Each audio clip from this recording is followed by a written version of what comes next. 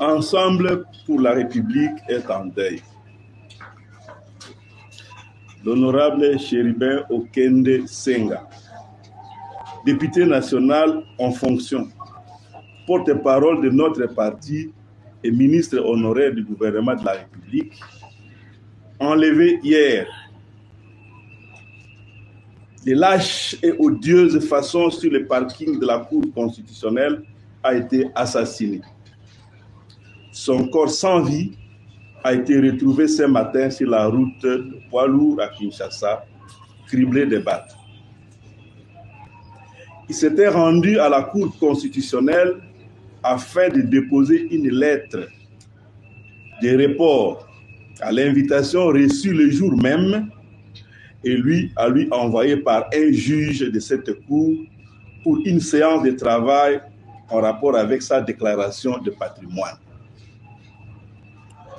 Ensemble pour la République, qui a condamné dès hier cet enlèvement crapuleux, est consterné par cet ignoble assassinat qui rappelle les vieilles pratiques dictatoriales des régimes aux abois.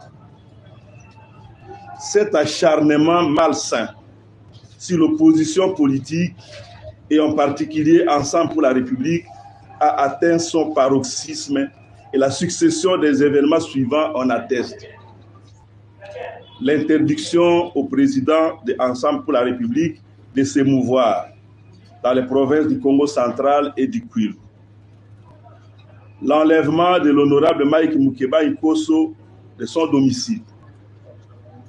L'enlèvement brutal et arbitraire de Salomon Kalonda Ibidela sur le tarmac de l'aéroport de Njidi. La perquisition des résidences du président national de Ensemble pour la République à Kinshasa, de Salomon Kalonda Ibidela et de sa mère à Lubumbashi. L'arrestation d'autres acteurs politiques dont le péché principal est d'être étiquetés proches du président d'Ensemble, tels que Franck Diong. Il y a lieu de craindre que le discours du président de la République à Mbujimaï, dernièrement, sur sa volonté de durcir la répression, en faisant fi des droits de l'homme et des libertés des citoyens, servent d'accélérateur à cette dérive.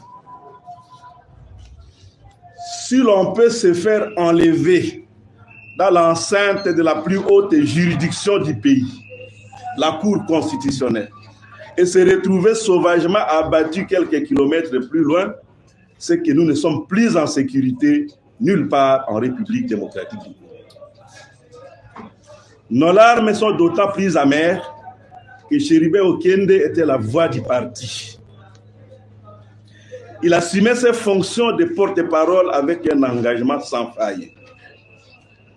Et comme vous le savez, le 28 décembre dernier, le ministre Chéribin Okende avait démissionné du ministère des Transports pour répondre librement et en toute responsabilité à la ligne de notre parti. Élu de Kinshasa, Chéribin était une personnalité reconnue et très appréciée tant dans le monde politique qu'au sein de la société civile. Un vrai digne fils de ces Congo malmenés. Ce crime est un assassinat politique. Nous exigeons une enquête indépendante pour identifier les auteurs et les commanditaires de ces crimes d'État qui ressemblent en tout point à l'affaire Tchébé.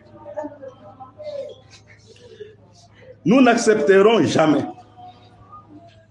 que notre pays devienne une jungle où l'on assassine impunément. Soit le pouvoir contrôle tout, alors il en est commanditaire, soit il ne contrôle rien, alors il est dangereux. Mobilisons-nous d'abord pour rendre un hommage digne à notre frère Chéribin Okende. Ensuite, pour que toute la vérité éclate au grand jour. Et enfin, pour résister à tout jamais au pouvoir de l'arbitraire et de la barbarie. Merci. Merci.